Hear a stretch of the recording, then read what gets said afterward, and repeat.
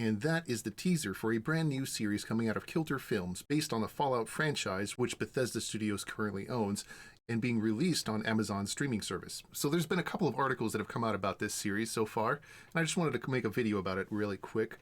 So from Deadline here in July of 2020, when one of the first articles was published regarding this franchise, it starts, Fallout TV series from Westworld creators based on games in works at Amazon with serious commitment. The worldwide best-selling game franchise Fallout is headed to television via Prime Video. Following months of deal-making, Amazon Studios has licensed the rights to the games for Jonathan Nolan and Lisa Joy to develop a TV adaptation, which has received a serious commitment. Just so everybody knows, Jonathan Nolan is actually the brother to director Christopher Nolan, who among other things, of course, worked on The Dark Knight and The Dark Knight Rises, both Batman movies, along with Interstellar and a few other things. This marks the first major project to come out of Westworld creators' executive producers' big overall deal with Amazon Studios. The duo's Kilter Films is producing Fallout alongside Bethesda Game Studios and Bethesda Softworks. Prime Video and Bethesda just posted a short Easter egg video teasing the project. You can watch it below the story, and that was the video I just showed you. The world of Fallout is one where the future envisioned by Americans in the late 1940s explodes upon itself through a nuclear war in 2077. In Fallout, the harshness of the wasteland is set against the previous generation's utopia idea of a better world through nuclear energy. It is serious in tone, yet sprinkled with moments of ironic humor and B-movie nuclear fantasies, and I think this person has probably never played the original Fallouts, but it's fine, whatever. We'll move on from that. Fallout is one of the greatest game series of all times, said Kilter Films' Joy and Nolan, who has called himself a fan of the franchise in interviews. Each chapter of this insanely imaginative story has cost us countless hours we could have spent with family members, so we're incredibly excited to partner with Todd Howard and the rest of the brilliant lunatics at Bethesda to bring this massive, subversive, and darkly funny universe to life with Amazon Studios. I'm sure they're really happy. I'm sure the money is probably what really makes them happy, but the Fallout franchise has posted record sales and received dozens of Game of the Year awards, while its mobile game Fallout Shelter has been downloaded more than 170 million times. Fallout is an iconic global franchise with legions of fans worldwide and a rich, deeply compelling storyline that powers it. And Jonah and Lisa are the perfect storytellers to bring this series to life, said Albert Chang, COO and co-head of television Amazon Studios. We're thrilled to join with Bethesda to bring Fallout to television. Fallout is from Amazon Studios and Kilter Films in association with Bethesda Game Studios and Bethesda Softworks, with executive producers Jonathan Nolan, Lisa Joy, and Athena Wickham for Kilter Films, Todd Howard for Bethesda Game Studios, and James Altman for Bethesda Softworks. Lionsgate also executive produces. There's been talk of a Fallout TV series adaptation for almost a decade. Over the last decade, we looked at many ways to bring Fallout to the screen, said Howard, executive producer at Bethesda Game Studios. But it was clear from the moment I first spoke with Jonah and Lisa a few years ago that they and the team at Kilter were the ones to do it right. We're enormous fans of their work and couldn't be more excited to work with them and Amazon Studios. Again, I'm not entirely sure how well this will actually turn out. Let's keep reading, and I'm going to actually go into a little more depth about Kilter Films. Through Kilter Films' overall deal with Amazon, they are currently in pre-production on the techno-thriller drama The Peripheral, based on the William Gibson novel.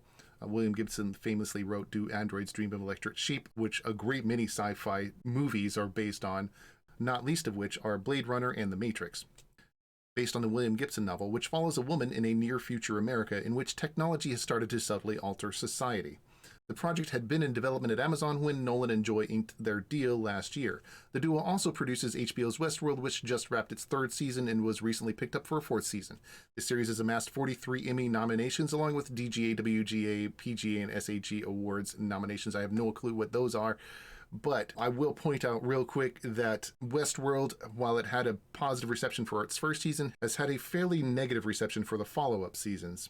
I've not actually watched the series, but I've seen a few reviews, and they've been pretty mediocre. Joy recently directed her debut feature film, Reminiscence, for Warner Brothers, starring Hugh Jackman, Rebecca Ferguson, and Thandie Newton, and I haven't heard of Reminiscence either. This is from 2020. Joy wrote the script, which landed on the blacklist, and produced with her Kilter Films partner Nolan, Michael DeLuca, and Aaron Ryder. Bethesda and ZeniMax were repped in the deal by Jonathan Moonves and Tom Greenberg of Del Shaw. The comments are suitably hilarious.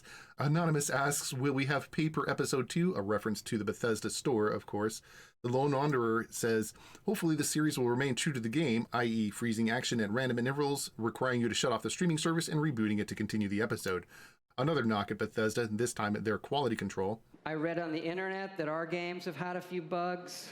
Anonymous, of course, commented again, wrong creative team for this project, and that is entirely possible. I will keep looking into this. Another anonymous commenter says, hope it just works. Keep Todd away. We gave up on his lies a long time ago. Now he's just a meme. All of this just works. Sometimes it doesn't just work. VR Balance says, I think they did great with the limited original plot of Westworld and stretched it thin. Fallout has a lot they can dig into with all the factions, post-apocalyptic Game of Thrones. I think it's the wrong streaming service. Amazon shows don't get the love and attention Netflix and HBO shows get. Another Expanse or Man in the High Castle where you were begging your friends to watch and they ignore you. And Charlie Work says, totally agree. Fingers crossed that there's a strong number 2 writer in the room who is actually in charge. So I'm just going to take a look at Kilter Films real quick and what they've made so far. Westworld is at the top of their list from 2016. Person of Interest, second from 2011 to 2016. Reminiscence, the movie that they were talking about in that article. And of course, here's Fallout. For some reason, it's marked with a 2 on after it. The Peripheral, another TV series that has just started. Sphere, I have no idea. This one's unknown, so there's nothing there. And of course, there's all the Westworld episodes. So that's not a lot to work with. If you've seen Westworld or Person of Interest, I'd love to hear your comments about whether or not this will be any good, and you're also welcome to comment on their own article. There is a follow-up article that was published in January of this year by one of the 2 same co-authors, Nelly Andriva. Fallout, Kilter Films TV series based on games, moving forward at Prime Video with Jonathan Nolan directing, duo set as showrunners. This, of course, being Jonathan Nolan, once again, Christopher Nolan's brother. Exclusive. Prime Video's series adaptation of worldwide best-selling game franchise Fallout from Jonathan Nolan and Lisa Joy's Kilter Films is coming together. Nolan is set to direct the premiere of the series, which is slated to begin production in 2022. Geneva Robertson-Dorret, Captain Marvel, and Graham Wagner of Silicon Valley have come aboard as showrunners. Anybody related to the Captain Marvel name? Well, that can't be good. Silicon Valley, though, I have heard mixed things about, so Graham Wagner could still be a positive influence. The next 3 paragraphs are just copy-pasted from the previous article, and we have something more interesting following here. Following months of deal-making, Amazon Studios in summer of 2020 licensed the rights to the games for Nolan and Joy to develop a TV adaptation under their big overall deal with the streaming service and handed the project a serious commitment. The announcement was accompanied by an Easter egg video teasing the project. You just saw it there. Okay, so the next paragraphs are actually copy-pasted from the previous article, but there is one new little paragraph right here. This is a rare directing gig for Nolan. This is not Christopher Nolan still, this is his brother, who made his directorial debut with an episode of the CBS series Person of Interest, which he created and executive produced. He went on to direct the pilot of HBO's Westworld, which he co-created and executive produces with Joy, as well as the season 1 finale and season 3 premiere of the acclaimed series, slated to return for season 4 this year. He's only directed 3 of the episodes from the series. That could be a positive because maybe those episodes were good compared to the rest of the series, from what I've heard. I have not actually watched the series still, just want to let you guys know. And once again, Robertson-Dorret co-wrote Captain Marvel and the 2018 Tomb Raider. Wagner served as executive producer on Portlandia and co-executive producer on Silicon Valley and Baskets. Portlandia was terrible. I used to have a few friends who watched this show. I know what it is. I could not stand it. Their sense of humor was just awful, but that's okay, whatever. So here's Jonathan Nolan's IMDb page. Westworld, Person of Interest, Interstellar, Dark Knight Rises. He's done some good writing from the looks of it, although Interstellar's writing was pretty mediocre, IMO. The Dark Knight Rises, of course, writing was quite good. The Dark Knight itself, he also did the screenplay for that. Also another really good movie. Geneva Robertson-Dorret, she was the writer for Captain Marvel and one of the Tomb Raider movies. I guess the first Tomb Raider movie. No, screenwriter for the new Tomb Raider movie from 2018. This one, which I have not seen. You guys have to tell me if it's any good. And here's Graham Wagner, producer for Silicon Valley, Portlandia, Baskets, Mulani, The Office, which was a TV series that was very popular. I've heard of The Office quite a bit. A series that I can actually tolerate for at least the first season, but that's the only real positive one that I can see out of it. And there is one more article here I wanted to share with you guys, once again by Nelly Andriva. Fallout, Walton Goggins to star in Prime Video's TV series from Kilter Films based on games. Walton Goggins is set as lead in Fallout, Prime Video's series adaptation of the best-selling game franchise, which comes from Jonathan Nolan and Lisa Joy's Kilter Films, with Nolan set to direct the premiere. Once again, she copy-pasted the paragraph from her previous article, but this one's new. Details about Goggins' character are not revealed, but he is believed to be playing a ghoul. In Fallout, ghouls are mutated humans who experience prolonged radiation exposure amid the Great War. And that is not exactly correct, but I don't blame her for not knowing. Ghouls aren't just affected by regular radiation, because regular radiation actually kills people. Ghouls in Fallout are actually created by a combination of radiation and a form of the FEV virus, which is the famous virus that the Fallout franchise creators used to explain the existence of ghouls and super mutants in the Fallout universe. The next 3 paragraphs are copy-pasted from her original article, and we have something new here. Justified alum Goggins, Walton Goggins here, is recurring on HBO's The Righteous Gemstones, which is currently airing its 2nd season. I have not seen this series. Please let me know if this is any good or not. I'm skeptical at this point. He is also part of the cast of Apple TV Plus's limited series The Last Days of Ptolemy Gray, starring Samuel L. Jackson.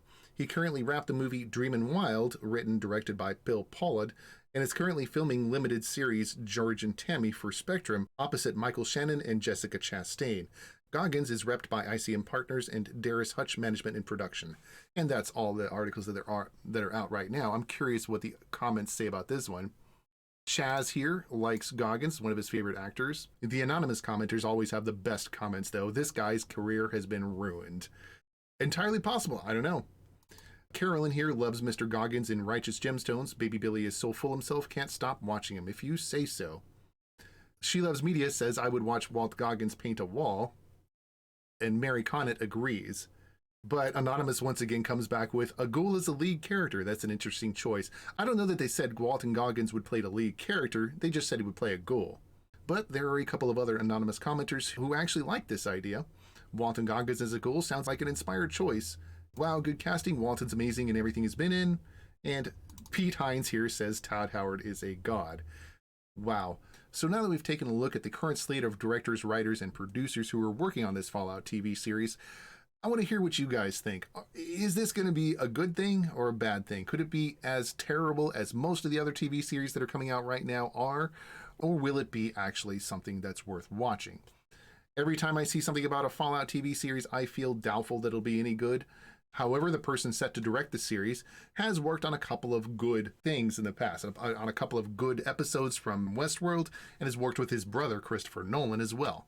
So there is at least some positive news to take a look at this new TV series when it comes out, and I'm interested in what you guys have to say. Please let me know below. I'd love to hear it.